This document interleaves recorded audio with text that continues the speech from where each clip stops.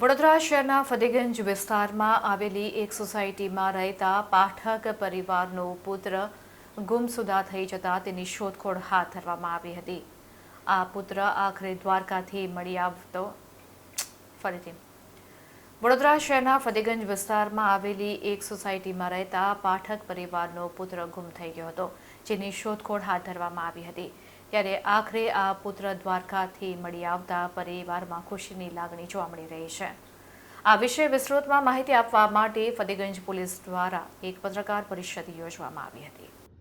Fatehganj police સ્ટેશનમાં વિસ્તારમાં ઘનશ્યામ પાર્કમાં રહેતા રાજેશ પાઠકના પુત્ર તારીખ 24 ઓક્ટોબરના રોજ કોઈને પણ કહ્યા વગર ઘરેથી નીકળી ગયો હતો. ઘરે પરત ન આવતા તેના પિતાએ શોધખોળ કરતા પુત્ર ન મળી આવતા ફતેગંજ પોલીસ મથકે ગુમસુદાની ફરિયાદ નોંધાવી હતી.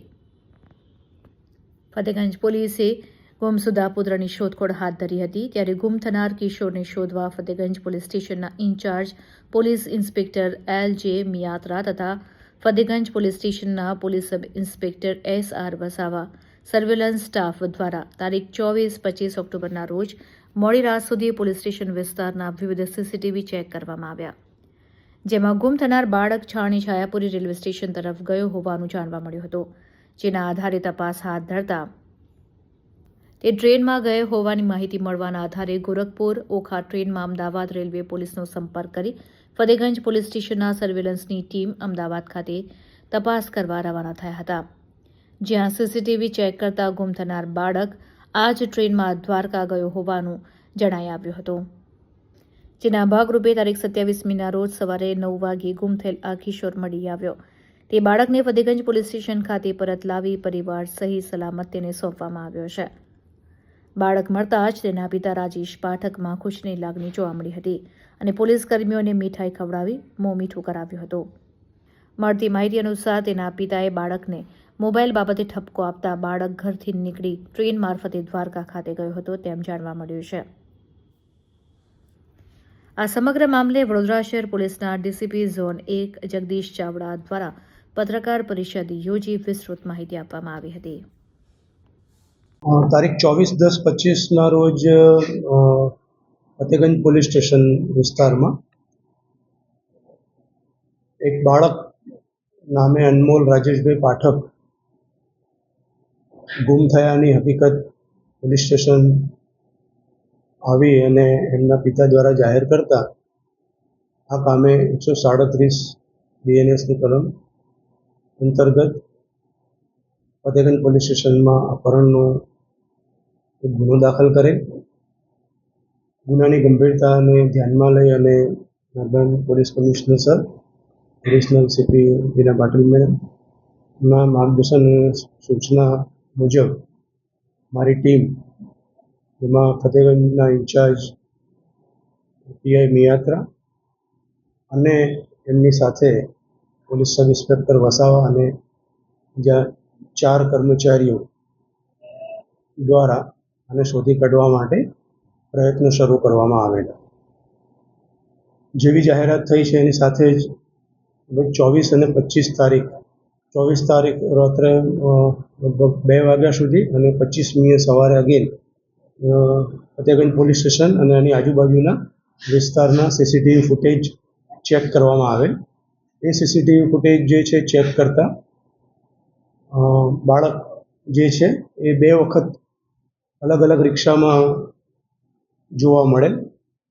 જે સંદર્ભે ડિંગડોમ ચોકડી પાસેના એક CCTVમાં એ રિક્ષા જે છે એ છાણીના છાયાપુરી રેલવે સ્ટેશન બાજુ જતી જોવા મળેલ. જે સંદર્ભે અમારી ટીમ જે છે પોલીસની એમને રેલવે સ્ટેશન જઈ અને ચકાસણી કરતા એ જ સમયે કઈ ટ્રેન ત્યાંથી પસાર થાય છે તો ગોરખપુર ઓખા ટ્રેન કે જે છાયાપુરી રેલવે સ્ટેશન પણ ઊભી રહે છે, તો એ સંદર્ભે આગળ ચેક કરતાં અમદાવાદ RPFનો સંપર્ક કરેલ.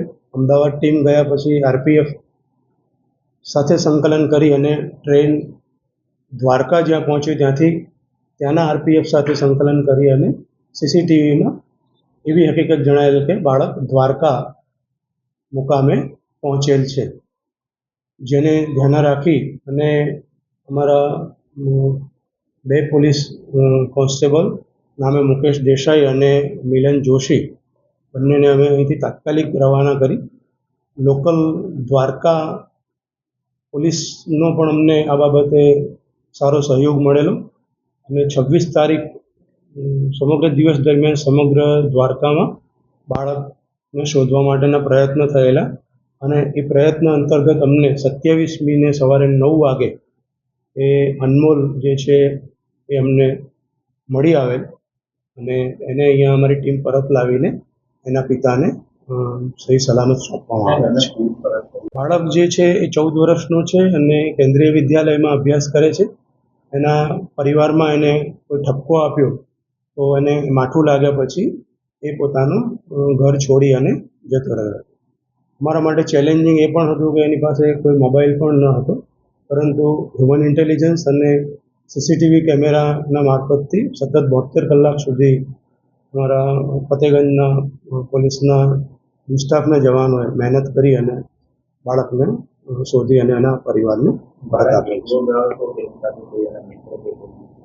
ના સમગ્ર સીસીટીવીમાં ઓબ્ઝર્વેશનમાં અને જે રેલવે સ્ટેશનમાં બાળક જ્યાં દેખાય છે ત્યાં એકલો જ છે અને દ્વારકામાં અમને ત્યાં છેલ્લે એવી હકીકત મળી કે બાળક જે છે એ ત્યાં કોઈ લોકલ કોઈ બાળક સાથે પ્લાસ્ટિક્સની બોટલ્સ ને બધું એકત્ર કરી અને એક દિવસ સુધી એનું પોતાનું ત્યાં મેનેજ કરેલ અને ત્યારબાદ અમારી ટીમે 27 તારીખ અને 9 વાગે એને શોધી કાઢેલ.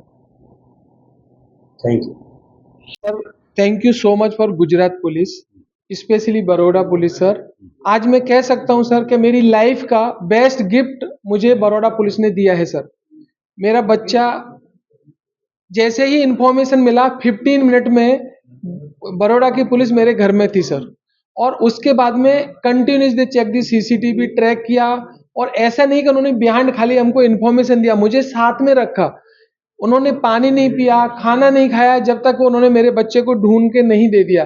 बीइंग ए एक्स सर्विसमैन में इतना मतलब सरप्राइज और मतलब इतना अंदर से वो वर्ड्स नहीं है गुजरात पुलिस के लिए, और स्पेशली मेरी बड़ौदा पुलिस के लिए डीसीपी सर कंटिन्यूस कॉल कर रहे थे, कंटिन्यूस. वासवा सर, जोशी, मुकेश भाई, दे मतलब आउटस्टैंडिंग. और आप मेरी फीलिंग कुछ समझ सकते हो कि मैं एक फादर हूं और मेरी बेटी की शादी है 2 नवंबर को, तो आप उससे इमेजिन कर सकते हो कि आप मैं कितना अप्रिशिएट मतलब खुश हूं. और इन सब की दुआ से Gujarat police, specially Baroda police, मेरे लाइफ टाइम में ये हमारे खून में आ चुका है. क्या कारण था बच्चे को? ये जो हम सभी पेरेंट्स को बताना चाहेंगे कि जो मोबाइल था ये अर्ली मॉर्निंग में लिया था, तो मेरी बड़ी डॉटर ने इसके हाथ से ले लिया. नथिंग रीजंस, न कुछ नहीं, खाली मोबाइल लिया है तो इसको थोड़ा फील हो गया और वो गुस्से में घर से निकल गया.